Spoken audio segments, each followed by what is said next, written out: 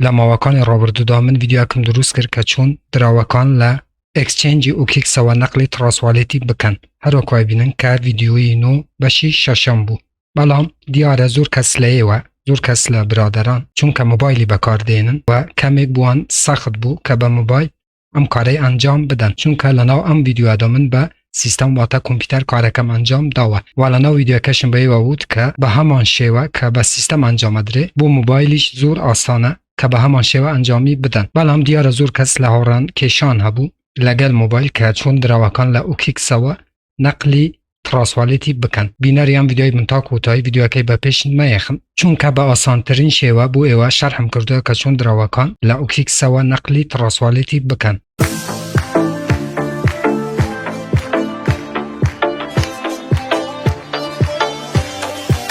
بنای خواست سلام هاوران هیوام در شینه بن ساخ و سلامت و تندروز بن انشالله. برزان دیسان آمنی هات معین لخدمت ایوه بو پیشکش کردن ویدیوی کیتر لزنجیره ویدیوکانی به دستنانی پارل انترنت لپیجی فیسبوکی به دستنانی پارل انترنت هر و حالا چنل یوتیوبی به دستنانی پارل انترنت با برزانه که یکم جارو چنل بینن لیره چنلی به دستنانی پارل انترنت کم نیات معین هفتانه 4 ویدیو لاره یا چنل و بلاو کموا که و به برام بردتوانن درو الکترونیکان و هر و دلار امریکی به دست بهنن بو اوی و هیچ شکل ویدیوکانی دهاتو لدست ندن کم بلاویانه کموا چنل که سابسکرایب بکن زنگوله تنشش چالاک بکن بو اوی هر کاتی کم ویدیو یک آپلود تکم یا خود بلاو کموا یوتیوب لاره نوتیفیکیشن و ایوی آگادار بکاتوا و یکم کسبن که به این ویدیو کام ببینن. بله آوران به اوی ویدیو که درج بکنوا اچین اثر بابت اصلی هم ویدیویه بو اوی لکاتی یوش نگرم. بله عزیزان کاتی که اوکیک سکت بو لخواره و هر وکو بینن لیرانه آوران بشی اسیس سایه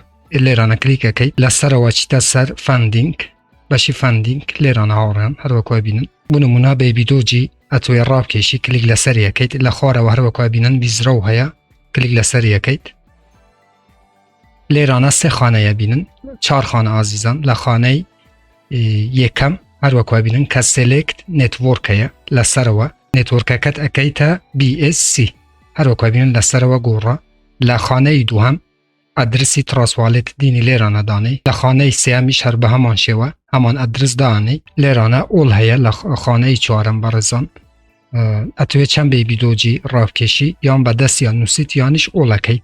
و دواتر سابمیت کی و بم شوه تو اتوانی دراوکان